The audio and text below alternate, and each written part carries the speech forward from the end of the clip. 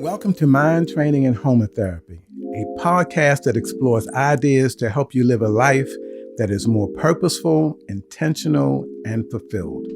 I am your host, Dr. Henry Gregory, and I thank you for tuning in.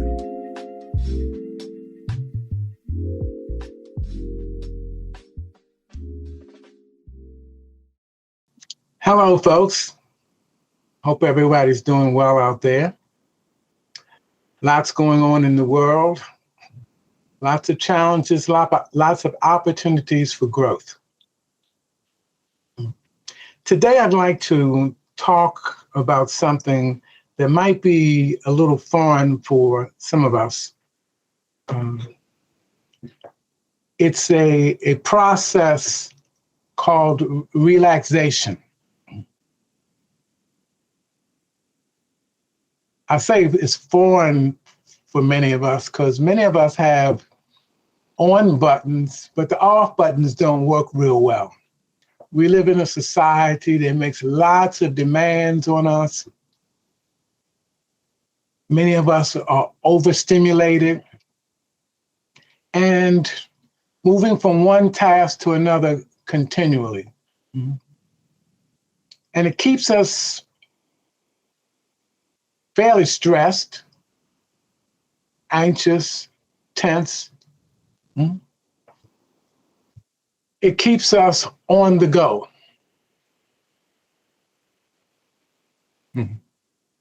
So relaxation is when we take a break from that movement, that attitude, that way of being, and be still. Be still, rest, rejuvenate, reflect, reorganize, and attend to ourselves. Relaxation is both a science and an art. And again, in today's society, it really doesn't get much attention. Doesn't really get much attention. What we do instead, we take stimulation breaks that may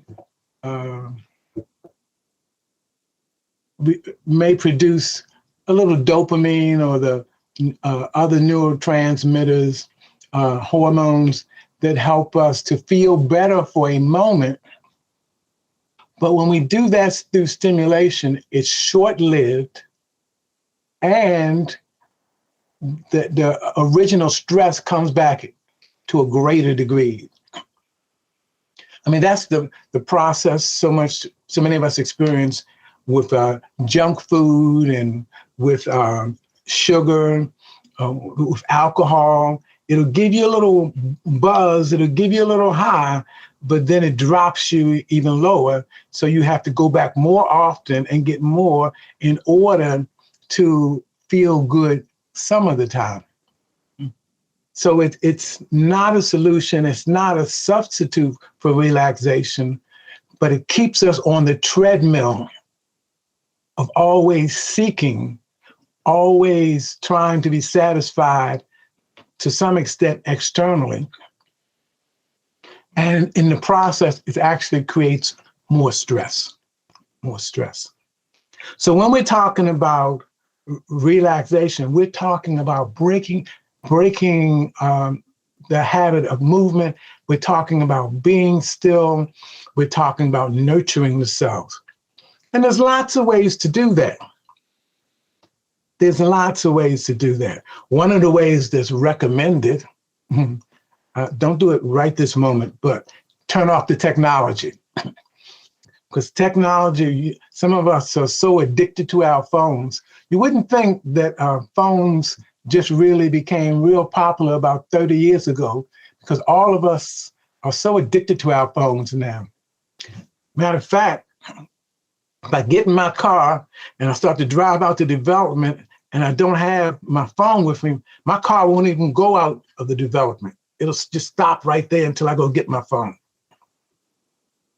All I'm saying is that we are very tied to this technology. You know, texting and being online and just being tuned in all the time. And to some extent, that gives us little charges. That gives us little peaks of stimulation, again, from the hormones and neurotransmitters and such, but it doesn't help us to relax. Mhm. What might be relaxing? What might be relaxing? Well, again, it can be a lot of activities. Reading can be relaxing, depending on what you're reading. Now, if you're reading something that's inspirational, something that is soothing, that is inspiring, you know, then that may help you to relax. If you're reading about who killed who and new crimes or whatever, not so much. Not so much. One of my favorite ways to relax is a hot bath with some little bit of Epsom salt and some, I'll even put candles around and put some music on and just sit there and soak. And the hard part is just getting out of the tub, because it's just, you know, everything turns off for a minute. Then some folks can relax watching movies. Again, the kind of movies, if you're watching the action movies, you know, a lot of killing and chasing and people doing all of this and that, not so much. Not so much. But if you're watching something that's more calm, that's more fluid, that's more interactive with people, that can be relaxing. And just simple stuff like taking a walk or being in nature, just being out in nature, you know, out in the grass and the trees with the animals and, you know, such. All of that can be relaxing. And of course, there's music. Music can be relaxing. If it's soothing, if it's calming, if it's rhythmic, that can be really relaxing. Matter of fact, there's old research that says, that was done with plants, and said if you put the plant by the speaker and it's playing classical music or calm music or soothing music, eventually the plant will start leaning over toward the speaker. Conversely, if you start playing, excuse my language, acid rock or some of the more stimulating music, the plant will lean away from the speaker. And guess what? We are bioorganisms just like the plant. So when it's soothing, when it's reinforcing, when it's rhythmic, you know, because rhythms, good rhythms will relax us, because we're attuned to a main biorhythm that's called the heartbeat. The heartbeat, as well as circadian rhythms and other ones. So if we have some gentle rhythms, that can be relaxing also. So, and then there's more sophisticated things like meditation. Meditation is an excellent one, because it's about slowing the mind down, because that's really what the core of relaxation is. It's slowing the mind down. We're on duty all the time. We're having all these thoughts. We have this to do and that to do, and this is coming at us and that's coming at us. You know, we're on duty a lot. But the mind can only think of one thing at a time. So when we can slow the mind down through meditation, it helps us to relax. It helps us to go deeper in the center. And of course, there are other activities similar: yoga, Tai Chi, Qigong, even getting a good massage, you know, where, you know, someone is rubbing out some of the kinks and the stress, and you're just being still and having that energy shift while someone is giving you a good massage. So any or all of that can help. But to really relax, it's not just mental, it's physical and emotional. At all levels, it's about putting things down.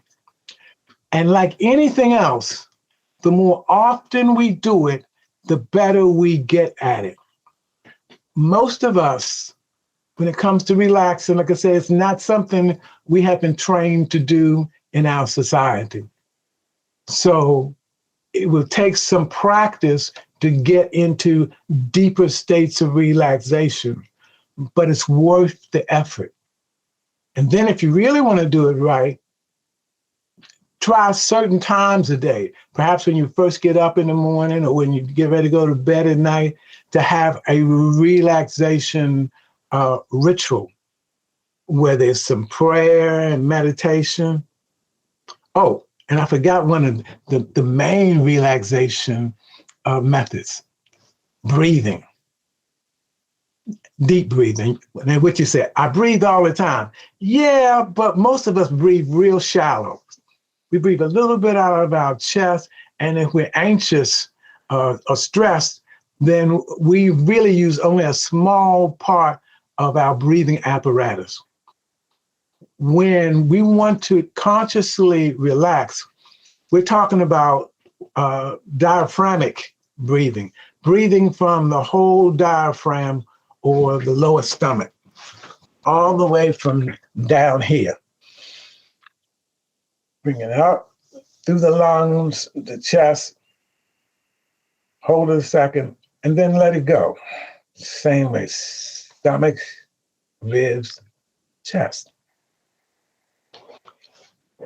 And you'll find that if you do that a few times, your mind will slow down and will automatically start to relax. Because the mind and the breath are like two sides of the same coin. Think about it. When you get excited, you get stressed. If you look around, your breathing has changed. It's usually become very shallow. It's become very shallow. So instead of the mind leading the breath, we're talking about having the breath lead the mind by becoming very slow, becoming rhythmic, and calming it down. And then, if you really want to get good with it, add some affirmations to it. Some deep breathing with affirmations. I am confident. I am competent. I am compassionate.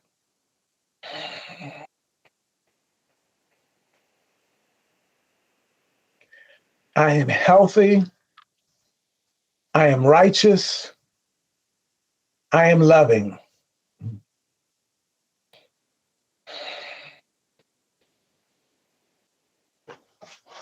Whatever you aspire to, claim it, not as a want to be, but claim it as you are and breathe with it. And then you're engaging your mind, your body, and your emotions at the same time and calming all of them together and harmonizing them. So again, this is just real simple, just to practice some of this and do it on a regular basis just to see if it doesn't change your level of stress and tension and help you to go deeper into periods of relaxation. Again, the more we practice it, the better we get at it. You know, we're living in a time that's very challenging for people. There is so many stressful energies coming at all of us. You know, many people recommend not even looking at the news because there's so much negativity. I mean, just think about it. The local news focuses basically on who killed who where. Mhm. I mean, that's the first half of the local news, no matter what channel you are. Mhm. That's not the only thing happening out there, but that seems to keep people's attention in a way that it works for uh, the people who profit off of putting the news out there. Mm. So we may have to choose to say what we watch, what we read, what we watch in terms of movies, because what goes in is what's going to come out. And it either feeds us, nurtures us, or helps to stress us out by making us more and more anxious. Another thing that we have to check in order to really learn how to relax on a consistent basis is negativity, particularly criticism. Criticism. We live in a society that criticism has become, how should I say it, a mark of pseudo intelligence. Everybody, so many of us go around criticizing this one, and like that. We're all the time criticizing, finding out what's wrong, what doesn't fit, what's inadequate about all of these experiences, people, and whatever. I mean, I'm not suggesting that we don't critically think and make some informed decisions about what we participate in. But I'm saying we go overboard in this society by focusing so much on the negativity that it actually creates more stress. It gives us, again, a little shot of dopamine, a little shot of other neurotransmitters, but it becomes an addiction that raises our level of anxiety, stress, and tension. And anxiety, society-wise, is jumping off the chart. So we're continually looking at the glass as being half empty, and that's creating more stress, more tension for all of us, as opposed to looking at the glass as being half full, looking at it with an eye toward gratitude, appreciating what is happening rather than criticizing what isn't happening. Like that. So it's a way to live more intentionally, more intentionally. And just going back for a second to the breathing piece, if you practice it, it will get better and be more available to you. All of us, most of us have particular times when things are most challenging for us. Mine is when I'm driving. And people are driving in so many creative ways these days by their own rules and whatever. It's easy to get upset with them. It's easy to be critical and to be annoyed by some of their creative driving. But it doesn't help. It doesn't help me, or it doesn't help them either. So I have to remind myself, to be calm, to breathe, to look deeper at that behavior if I want to understand it, in order not to raise my stress level, in order not to become angry or more tense while I'm driving. And so all of us had those more vulnerable moments or situations when we can apply some of these relaxation techniques and strategies to those moments. Then we can shift our perception and our input in those moments like that. Okay. All right, that's a little bit to start with, Daryl. What you think? I think that today, and it's not even like it's a departure from other days, but Today you were speaking my language. You were speaking my language. I often, talk about the fact that I manage, anxiety, and so relaxation is extremely important to me. So as you were kind of going through like your list of examples, I'm like, yep, yep, yep. I mean, even right now at my desk, this is a scented candle that is lit Yes. at my desk. Even we're recording this 11 o'clock in the morning, Hmm. and I have this candle lit. This is a vanilla pumpkin candle that I got from Target. Hmm. It probably cost me no more than about $5 or $6, but it's a $5 or $6 investment in my relaxation. Yes. It burns nice and slow. I get a lot of burn out of it, and it'll be a little while before I have to replace it. Just $5 or $6. Something that simple, something that small that I keep at my desk, and I light it. It lights off a nice, vanilla scent, and it helps me to feel a little bit more relaxed just by what they call, I guess, aromatherapy, right? Essential oils very much can help to relax a person. And Hmm. even fire, just Yeah. watching the fire has a natural way of centering, of grounding us also, that is, part of our origins. Yeah, absolutely. And so something else that you mentioned was, the technology and, how we are, so fixated on our cell phones. Well, another thing I have, if you saw me looking around, I wanted to grab a couple things. I have an old school flip phone that whenever I need to get away from my regular phone with all the fancy bells and whistles, I go back to this flip phone, Mm, and it's a separate line. Only a few people have the number to it. Only my family members have the number to it. So just in case I need to turn my regular smartphone off, I mhm, have, what some people call a dumb phone as a backup so that people can get in touch with me in case of emergency. But it allows me to take a break mm. from all of the notifications and all the apps and this and that, So all that to say, it definitely requires a bit of intention. Yes. You mentioned while you were talking, you mentioned breathing and how oftentimes when we're tense, we realize if we're paying attention, we'll notice that our breathing changes.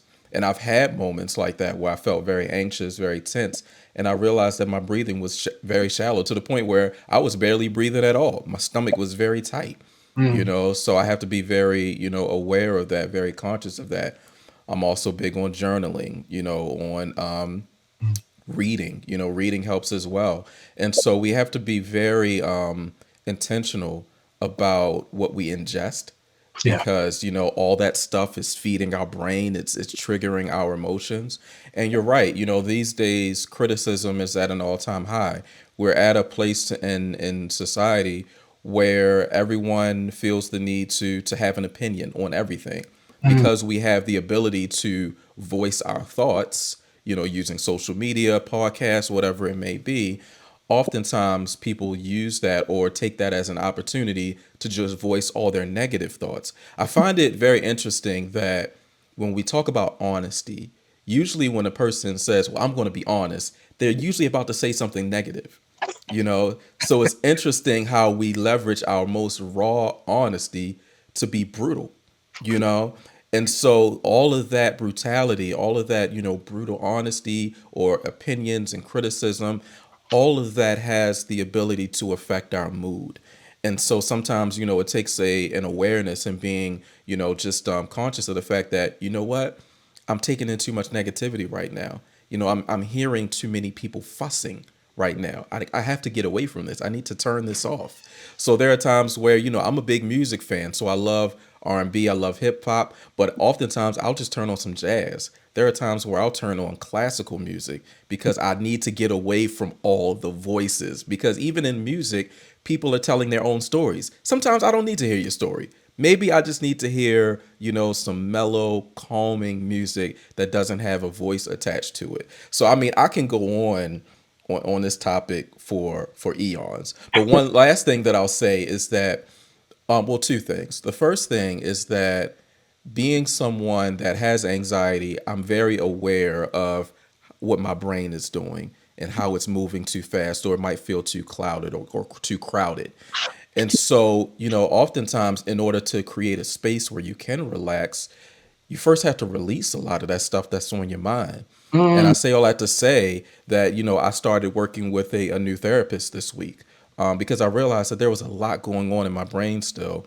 And you know what? I need an opportunity, at least once a week to just get that stuff out and start to process and understand and make meaning of the things that may be going through, through my head. So, in order to relax, sometimes we do need to, offload a lot of that stuff so that we could create a space or an environment where we have the ability to relax. Because if we have too much stress going on, it makes it that much more difficult to use any of these tools to relax. So sometimes you have to let that go. And the last thing is, escapism is a thing. Sometimes one of my favorite songs is Zoom by the Commodores. I like to fly away from here. I was You listening know, to that yesterday. that's me. That's me. Zoom, I like to fly away. And so, find a space where you can go. I have a space that I go to no more than about 5, 7 minutes down the road, but there's some water and I can pull my car up to the water and just sit and relax, turn the engine off, lay my seat back and just stay there for 30 minutes, an hour, however long. There's a movie called Collateral where Jamie Foxx, he plays a cab driver. And one of the things he said that he does is that he had a postcard with a picture of an island on it stuck in his sun visor. So he said, I go on vacation several times a day. He pulls down his sun visor and it's a picture of an island. So wherever you can go, whether it's physically or even in your mind, to escape, from the stresses of the moment, the stresses of the day, it can be really beneficial. But again, it requires a lot of intention. Yes, yes. So that going someplace in the mind, they call it visualization. Oh, Hmm. when we were kids, they used to call it daydreaming. There you go. But There it's you go. with intention. Say, take yourself to the beach and see the sunrise and see the blue skies and the blue green water and see yourself just laying on the beach, absorbing of the energy from that time and space. Take yourself there, because when you do that, you are taking yourself to a deeper state of relaxation. Yeah. The other thing that you said that I thought was so profound relates to the emotional piece. A lot of what creates stress for us is what we receive from earlier phases of life that become embedded in us in the terms of being suppressed or repressed emotions, emotions that are just stuck from other places. And sometimes they go back generations. Sometimes they go back generations. So when we can start to unpack some of that stuff, through therapy or through writing, journaling, or through creative writing, creative expressions are a good way to do it, because when we're being creative, we are expressing things beyond the words so often. Mhm. So those are ways, some of the ways, or dancing to get up some of the emotions that may be stuck down deep and release those. My experience is that every stage of one's development, there are things to be released, reorganized, and refocused. Mhm. At every stage of development. It doesn't mean what happened in the past was bad. It was necessary for your development, for your education, or whatever. But to hold on to it, throughout your life is not always beneficial. So if you can learn some ways to release those, first of all, identify those emotions, there's a whole way of thinking that says many of these major disorders that are so prevalent in our society are about emotions that are stuck, that have never been identified, angers and resentments and such, that people were programmed not to identify, let alone express. So they're just sitting there percolating, and they become stress on our organs, and over time they become disorders or diseases. So when we can learn healthy processes of letting go, whether it's through walking or running or dancing or martial arts or yoga or whatever, when we do that, and we do that with some consciousness, some awareness, some affirmations, and some efforts to identify and let go of those emotions, then we not only heal, we take ourselves to places where we're more in harmony and beginning to experience higher states of consciousness throughout our systems.